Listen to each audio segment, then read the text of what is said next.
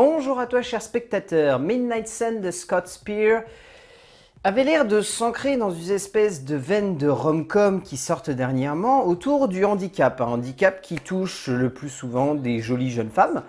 C'est rarement des jeunes femmes qui ont quelque chose de vraiment différent en fait.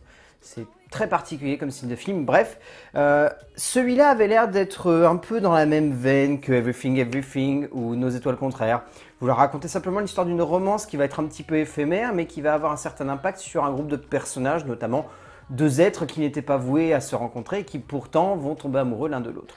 Donc ça avait l'air d'être une espèce de petite comédie romantique comme ça, sans grandes ambitions. Le résumé pour faire simple, Cathy est une jeune femme pleine d'énergie, de talent, de joie de vivre, bref, c'est une femme fantastique qui doit pourtant vivre enfermée le jour à cause d'une maladie rare pouvant la tuer au contact du soleil. Mais lorsqu'elle va enfin rencontrer celui qu'elle espionne depuis maintenant 10 ans par sa fenêtre, la jeune femme va perdre tout sens de sa réalité.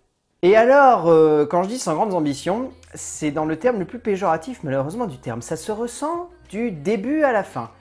Tout est risible, tout est cliché, tout est hyper convenu en fait dans Midnight Sun. Il n'y a pas d'originalité dans le genre, il n'y a pas de nouveauté, il n'y a pas de vraie proposition, que ce soit de mise en scène ou d'écriture. Ça n'empêche pas que le film est assez savoureux, de par certains personnages, la manière avec laquelle ils sont amenés, une espèce de construction dramatique qui peut avoir plus ou moins un certain impact sur le spectateur, mais honnêtement, au bout du compte, on en ressort avec la sensation en fait d'avoir vu une histoire comme n'importe quelle autre. On n'a pas cette sensation d'originalité comme ça pouvait être le cas avec Everything Everything ou même avec Nos étoiles contraires qui, Nos étoiles contraires, même si je suis un petit peu vache souvent quand j'en parle avec des amis, reste un film qui est tout de même assez original et qui a au moins le mérite de proposer une histoire qui, oui, par moments sonne comme grossière et cliché, mais tient la route parce que ça a une originalité. Midnight Sun n'en a aucune. Très honnêtement, il n'en a aucune. Et en plus de ça, et je trouve que c'est un énorme défaut, c'est pas très romantique comme film. Être romantique au cinéma, cela demande un peu de tact, et surtout de puissance dramatique. Surtout quand l'histoire que l'on raconte sonne comme une aventure loin d'être originale, et surtout, loin d'être forcément hyper captivante pour le spectateur qui connaît un peu son sujet et les gestes qui ont été conçus autour. Mais pourtant, par le biais de ce remake d'un film japonais, Scott Speer entend bien nous faire penser le contraire. Et malheureusement pour le réalisateur américain, cela ne prend pas vraiment, et donne lieu à une œuvre très cliché, facile, dont les retournements sonnent comme une vraie balle dans le pied, pour un métrage qui ne fonctionne que grâce à ses personnages. En termes d'écriture, donc c'est Eric Kirsten qui a écrit le scénario. Alors, il y a deux modèles, si vous le souhaitez. Vous avez, d'un côté, en France, c'est marqué que c'est adapté d'un bouquin de Trish Cook, et aux États-Unis, c'est marqué comme étant adapté d'un film de Keiji Bando. Je vous laisserai choisir, même si personnellement, j'ai plutôt la préférence du film de Keiji Bando, qui porte le même nom, et qui semble plus proche de ce film-là.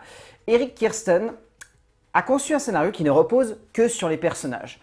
Mais ça le fait bien. Les personnages, Katie et Charlie notamment, sont des personnages qui fonctionnent et qui ont un rapport l'un avec l'autre qui permet au long métrage de survivre en fait, de gagner en un certain aura, d'avoir une force, un impact, une certaine vivacité d'esprit qui en fait fonctionne parce que ces personnages-là sont attachants.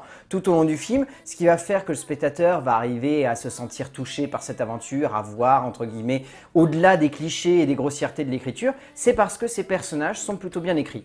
Cela ne reste qu'une surface malheureusement parce qu'on se rend compte très rapidement que Eric Kirsten, il n'a pas conçu grand chose de plus. Le film est loin d'avoir une métaphore plus poussée que simplement « Oh bah dis donc, c'est une petite fille malade, mais la maladie ne l'empêchera pas de vivre un petit moment de bonheur. » Alors comment vous dire les gars, c'est bien, mais ça fait rêver que la midinette de 13-14 ans ça. Ça propose pas au spectateur qui a envie de voir un petit peu plus qu'une rom-com de comprendre quelque chose de fort. Au moins Nos étoiles contraires, je suis désolé, je fais la comparaison parce que je trouve que c'est le film qui s'en rapproche le plus avec Everything Everything, mais Everything Everything, pareil, il n'y avait pas vraiment de grosse profondeur. Au moins Nos étoiles contraires avait une certaine réflexion autour de la maladie et de ce moment où on prend conscience en fait que la maladie ne va pas nous empêcher de nous miner le moral. Et là, le souci, c'est que Midnight Sun va à l'encontre de tout ça parce que constamment, les personnages se disent « Oh non, il vaut mieux éviter de parler de la maladie. Ce n'est pas important, ce n'est pas le plus important. Ce qui tombe, ce qui est le plus juste, c'est de tomber amoureux l'un de l'autre. » Ça tient pas la route et en fait ça suffit pas à Kirsten pour dépasser en fait ces énormes clichés qui ensuite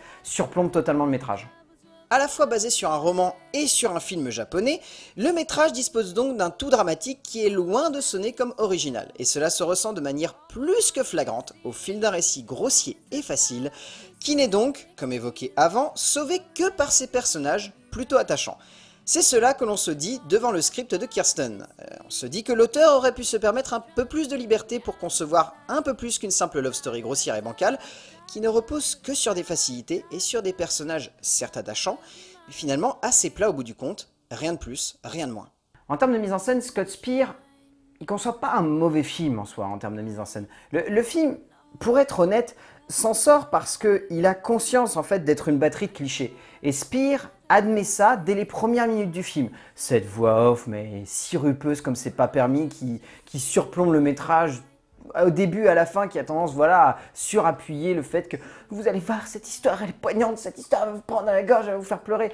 Au final, ça surenchérit le pathos et ça marche pas forcément bien, mais il y a quelques instants où le film a des bonnes idées de mise en scène. Je pense à une scène où il y a Katie qui va se mettre à jouer, où Charlie va la filmer, où il y a un groupe qui va se former autour de Charlie et qui va regarder Katie jouer.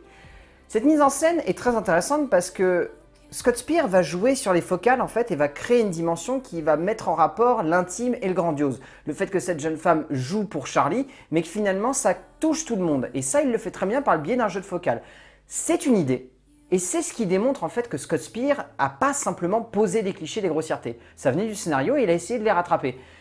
Mais ça n'empêche que derrière, ça sauve pas le film, parce que Scott Speer, il n'a pas grand chose à apporter au film. Speer s'en sort pas trop mal. Mais le plus gros souci donc, bien au-delà de simplement mettre en scène de manière cliché cette aventure, à grand renfort de ralenti fait au montage et d'instants de flottement romantique et grossier, c'est avant tout parce qu'il ne parvient pas à donner une portée à son récit. Même si je ne suis pas un grand fan de ce genre de film, Everything Everything et Nos étoiles contraires avaient au moins une portée qui donnait un certain sens à l'œuvre, qui était alors mise en place. Ici, le cinéaste américain reste en surface et ne va pas plus loin que le bout de son nez finalement, démontrant bien qu'un sujet doit être pris à bras-le-corps et non simplement posé sur une pellicule. En termes de casting, je dirais pas que le casting est excellent, mais il y a quelques bons rôles qui ressortent. Je trouve que Queen Shepherd, par exemple, est pas excellente. Elle a une tendance à être un petit peu lourdingue et pas très juste. A contrario de Nicolas Combe, que je trouve très bien lui. Par contre, il a un très joli petit rôle et il le joue très bien.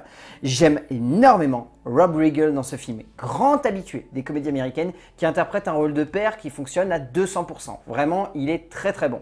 Et après, il y a les deux acteurs principaux. Où là, il y a plus de choses à dire, mais on pourrait condenser ça de manière très simple. Bella Thorne et Patrick Schwarzenegger sont mignons tous les deux.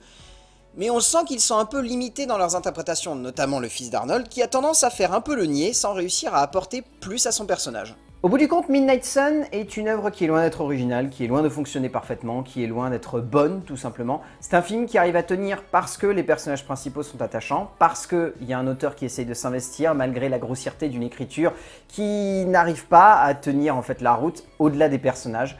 En fait, Midnight Sun de Scott Speer, c'est typiquement la rom-com qui veut se la jouer dans l'air du temps, mais qui n'arrive pas parce qu'elle est bourrée de clichés, elle est bourrée de facilité, et du coup on en ressort en se disant, il y aurait peut-être eu quelque chose de plus à offrir. Donc je vous conseille pas vraiment de le voir, c'est pas le film le plus intéressant en termes de comédie romantique, et il y a un autre film qui va arriver dans quelques semaines, qui sera plus intéressant en termes de rom-com, mais on en parlera en temps et en heure.